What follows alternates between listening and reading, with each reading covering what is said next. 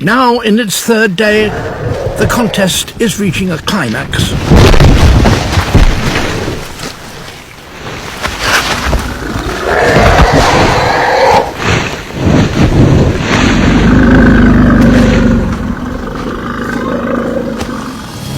Soon, one will be forced to concede.